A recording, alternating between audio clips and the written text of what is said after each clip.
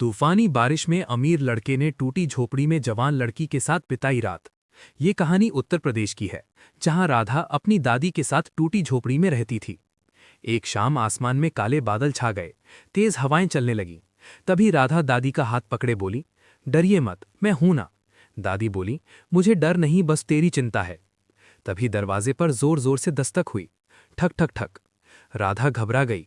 इतनी रात में कौन हो सकता है? दादी ने कहा, देख तो, कोई मुसीबत में होगा। राधा ने कांपते हाथों से दरवाजा खोला तो सामने एक युवक खड़ा था, भीगा हुआ, घायल और थका हुआ। उसने कहा, कृपया एक रात के लिए पनाह दे दीजिए। राधा ने एक पल सोचा, फिर दादी की सीख याद आई और दरवाजा खोल दिया। अंदर आ जाइए। वो लड़खड़ाते हुए अंदर आया। राधा ने उसकी चोट साफ की। दादी ने पूछा, कौन है? राधा बोली, कोई मुसाफिर है। दादी ने कहा, तो तूने सही किया। घर में बस थोड़ा आटा था। राधा ने रोटी बनाई और 3 हिस्सों में बांट दी। जब उसने उसे खाना दिया तो उसने मना किया, लेकिन राधा बोली, यहाँ मेहमान पहले खाता है। वो चुपचाप खाने लगा। उसकी आंखों में कृतज्ञता थी।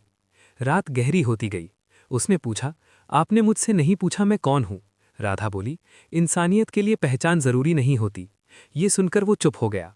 सुबह राधा उठी तो वो जा चुका था, बस तह किया हुआ कपड़ा रह गया।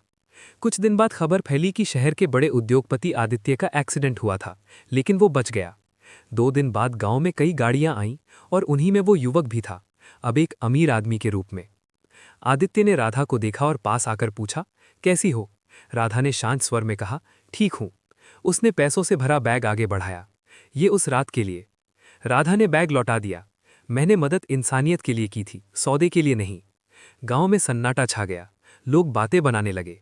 राधा चुपचाप चली गई। आदित्य पहली बार अंदर से हिल गया। कुछ दिनों बाद दादी की तबीयत अचानक बिगड़ गई।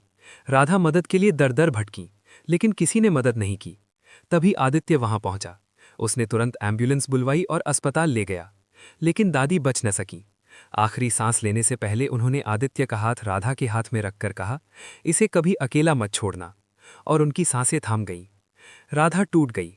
आदित्य पहली बार खुद को बेबस महसूस कर रहा था। अंतिम संस्कार के बाद उसने कहा, मैं हूं तुम्हारे साथ। राधा ने पूछा, क्यों? आदित्य बोला, क्योंकि तुमने मुझे इंसान बनना सिखाया।